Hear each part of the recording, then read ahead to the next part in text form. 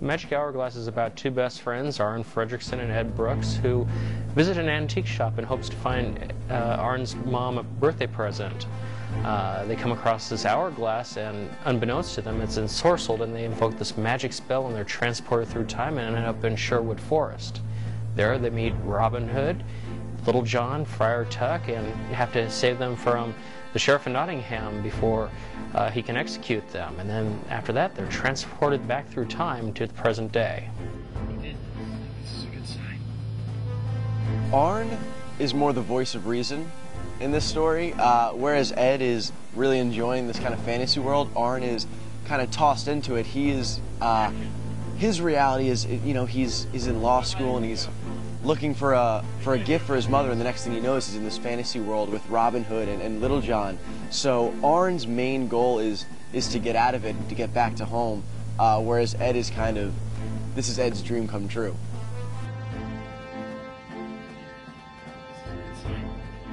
I love my character. I think any opportunity to just, where you have that much freedom to pretty much do whatever you want, as long as the energy's up and, you know, he's sort of fast-paced and always thinking and always going, just things are coming out rapid fire. It's a blast. It's good fun. You know, when I signed on to this profession as an actor, I thought it was all mansion parties and hookers. And now I'm sitting in... the first thing that crossed my mind. Knowing that I was going into do the Magic Hourglass, specifically doing the woodsman camp where Robin Hood, Little John, and Friar Tuck were living, I really put a directive throughout the whole film, be it the art direction, costuming, and set design, that this was supposed to be a fairy tale storybook, because that's what Robin Hood is, and he's folklore. So I didn't want it to be gritty or realistic. I wanted it to be like a fantasy. So we had to build a couple of tents. We used like these three like wooden logs that we had to like hammer into the ground, and then we put some wooden boards over them and a tarp. And we also had to tie some rope to some trees to make the clothesline. The biggest challenge that we had was every single day having to take the set down and then rebuild. So that to keep the consistency and stuff in the film probably posed the biggest challenge that we had. Living out in that area, I know that Poison Oak is all around the area, and he had, you know, the script, people were lying in the ground, people were running through bushes and everything, and I pretty much guaranteed Bob, I said, you know, somebody is going to get Poison Oak on this shoot. I got Poison Oak. That's my problem. And somehow I got in this costume. The only place I got Poison Oak was on my neck. How, I don't know. I don't like that.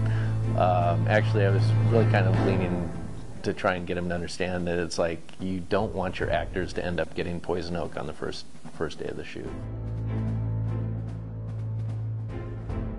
For the nighttime scene, we actually shot at night, and we had a campfire scene, and we basically put in some 2,000 watt lights from the back and the sides with blue gel on them to create sort of a fake moonlight effect. And then we also from camera put in some blue moonlight fill from soft boxes with blue gel on them.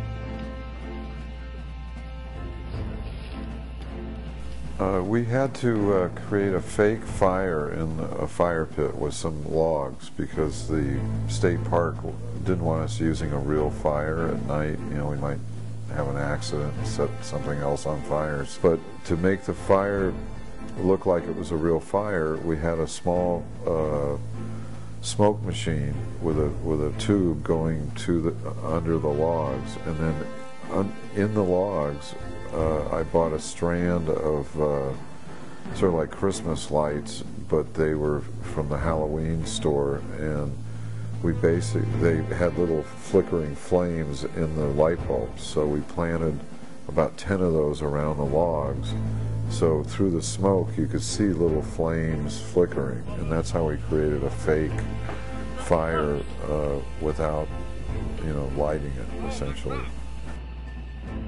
Delicious. And cut. That is awful. I almost lost it. I almost lost it. The first fight, but... As far as the daytime shooting, the only problem that we really had there was fighting the light. Because the locations that we had the sun coming through the trees that were all over the place.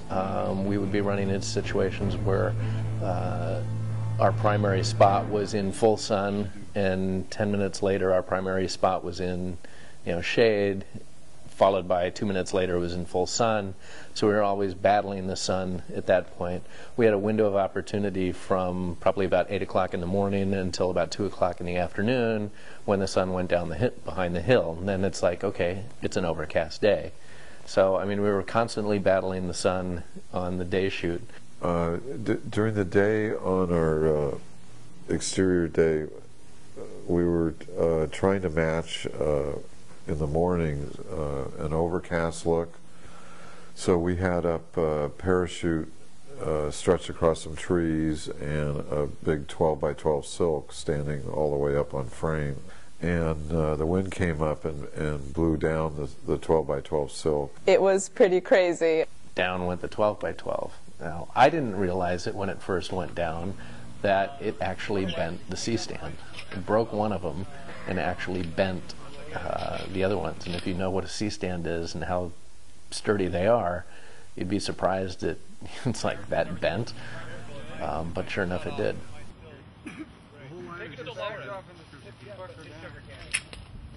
Jared was a very good sound mixer, so we didn't really have anything problems with the sound. Just your basic things that would happen. You would have like a rubbing of mics on shirts, or the boom would come into shot. But the things that would come in most of the time is if the wireless mic was too far away, you'd hear a little bit of scratching, or if there was an airplane or hikers. Planes overhead, hikers on nearby trails, or horses. Nothing really out of the ordinary. The only thing that might have magnified it some is because we were in little canyons or in a bowl at the end of a canyon, it would magnify the sound more and longer.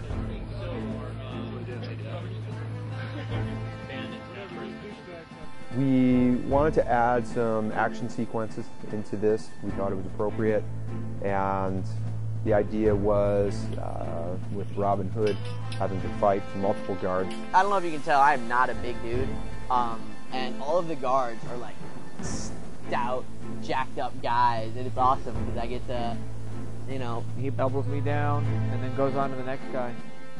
Then once I start getting up, I eventually get taken out by a giant log. We figure out eventually that, because I'm so buff, that I can just pick the log up and use that like my quarterstaff here and take care of business.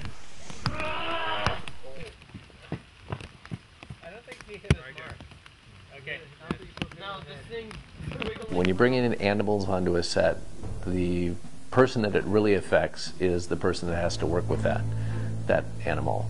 First of all, I'm not entirely convinced that that was a horse, because that thing was ginormous. That's how big it was. It was just this gargantuan beast, but Scotty handled it. He tamed it. He got that thing in check. Scotty is a jack of all trades, and that horse was a lucky horse that day. It was awesome riding the horse. Murphy was a 1,700-pound Shire, and it was just incredible being on an animal that size and having control over it. Until the day that we were filming, he tried to buck me off, so we stepped aside, had a little heart-to-heart. He was cool. I was like, man, I know you're antsy. I know you've been waiting around all day, but it's time we get our shit together and start. We got to film. And he was like, hey, he said yes. And his trainer, Marsha, helped out a lot, and she couldn't be any more accommodating and gave me like 3 weeks worth of lessons. So it was a great experience.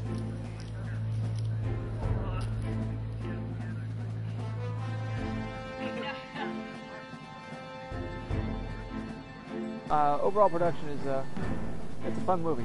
This is definitely the most fun I've had. Such a great cast and crew. Everybody seemed to know what they were doing. There was no reason for me to play dictator or major manager. It was fun. I really enjoyed this one. So overall, it's been one of the better experiences I've had for an independent film. It was a lot of fun, a lot of hard work. But I enjoyed it. You know, I mean, I'm definitely sad that it's over, but working on it, I met so many great people, and a lot of the people in the cast have become really good friends of mine, so I don't necessarily see it as it being over. I'm confident that it's going to be a great film, and now I miss it. That's weird, because it was sad when principal photography ended. Everybody involved was very, very professional and had great energy. It was a good shoot. Principal photography is over. It's a relief because this one has been a lot of work. There's something special about this film that is ineffable. You can't put your finger on it. It's just something that is there.